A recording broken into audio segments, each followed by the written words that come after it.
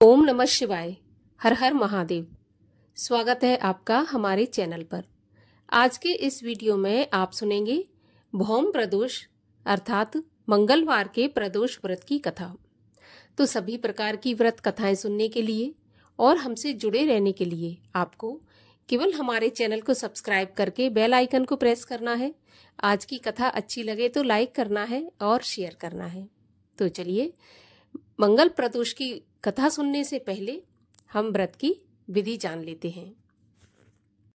विधि विधान सहित त्रयोदशी व्रत करने वालों को सूर्योदय से पहले ही ब्रह्म मुहूर्त में उठकर नित्य कर्मों से निवृत्त होकर भगवान शंकर का स्मरण करना चाहिए।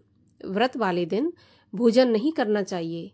सायंकाल को जब सूर्यास्त में 1 घंटा शेष रहे तब स्नान आदि कर्मों से निवृत्त होकर सफेद वस्त्र धारण करके पूजा के स्थान को स्वच्छ जल और गाय के गोबर से लीपकर मंडप को भली भांति सजाकर 5 रंगों को मिलाकर पुष्प की आकृति बनाकर और कुशा के आसन पर पूर्व दिशा में या फिर उत्तर दिशा में मुख करके बैठकर भगवान शंकर का पूजन और ध्यान करना चाहिए। ओम नमः शिवाय इस मंत्र को पढ़कर जल चढ़ाएं और अपनी सामर्थ्य के अनुसार जो भी सामग्री है भगवान शिव को अर्पित करें। त्रयोदशी अर्थात प्रदोष का व्रत करने वाला मनुष्य सदा सुखी रहता है। उसके संपूर्ण पापों का नाश इस व्रत से हो जाता है। इस व्रत के करने से विधवा स्त्रियों को अधर्म से ग्लानि होती है। सुहागन नारियों का सुहाग सदा अटल रहता है। बंदी कारागार से छूट जाता है। जो भी स्त्री पुरुष जिस कामना को लेकर इस व्रत को करते हैं उनकी सभी कामनाएं कैलाशपति भगवान शंकर पूरी करते हैं। श्री सूत जी कहते हैं कि त्रयोदशी का व्रत करने वाले को 100 गौदान का फल प्राप्त होता है।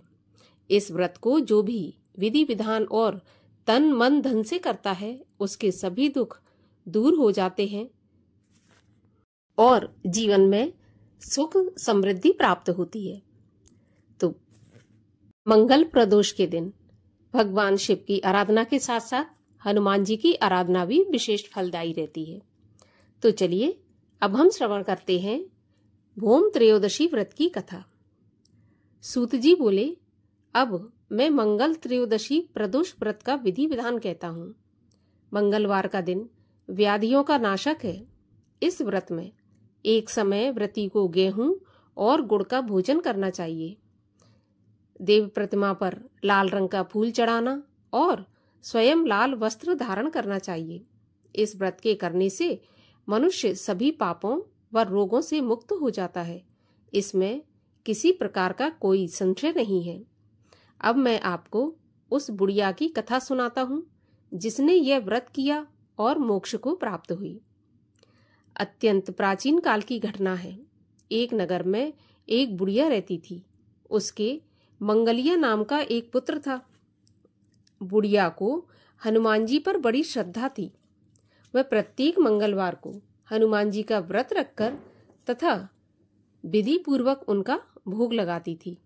इसके अलावा मंगलवार को न तो घर लीपती थी और न ही मिट्टी खोदती थी।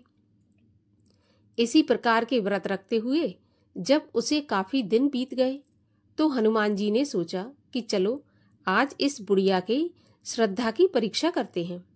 तो वे साधु का वेश बनाकर उसके द्वार पर जा पहुंचे और पुकारा, है कोई हनुमान का भक्त जो हमारी इच्छा पूरी करे। बुढ़िया ने यह पुकार सुनी तो बाहर आई और पूछा कि महाराज क्या आज्ञा है। तब साधु वेशधारी हनुमान जी बोले, मैं बहुत भूखा हूँ, भोजन करूंगा, तू थोड़ी सी जमीन लीप दे। तब बुढ़िया ने बड़ी श्रद्धा से कहा कि प्रभु, लीपने और मिट्टी खोदने के अतिरिक्त जो भी काम आप कहें वह मैं करने को तैयार हूं। तब साधु बने हनुमान जी बोले, ऐसे नहीं, प्रतिज्ञा करके कहो कि जो भी मैं कहूंगा वो तुम करोगी। तब बुढ़िया ने साधु के सामने 3 बार प्रतिज्ञा की। तब साधु महाराज बोले कि जा, तू अपने बेटे को बुला, मैं उसे औंधा लिटाकर उसकी पीठ पर आग जलाकर भोजन बनाऊंगा। बुढ़िया ने सुना तो उसके पैरों तले की जमीन खिसक गई मगर वह वचन दे चुकी थी, तो उसने मंगलिया को पुकार कर साधु महाराज के हवाले कर दिया। मगर साधु ऐसे ही कहाँ मानने वाले थे। उन्होंने बुढ़िया के हाथों से ही मंगलिया को औंधा लिटाकर उसकी पीठ पर आग जलवाई। आग जलाकर दुखी मन से बुढ़िया अपने घर के अंदर जा घुसी। साधु जब भोजन बना चुका तो उसने बुढ़िया को बुलाया और कहा कि मंगलिया को बुलाए ताकि वह भी आकर भोजन कर ले। तब वृद्धा की आंखों में आंसू आ गए और आंसू भरकर कहने लगी कि अब उसका नाम लेकर मेरे हृदय को क्यों दुखाते हो। साधु महाराज, आप जाएं, अपना भोजन करें और आप यहाँ से चले जाएं। लेकिन साधु महाराज नहीं माने, तो बुढ़िया को भोजन के लिए मंगलिया को पुकारना पड़ा।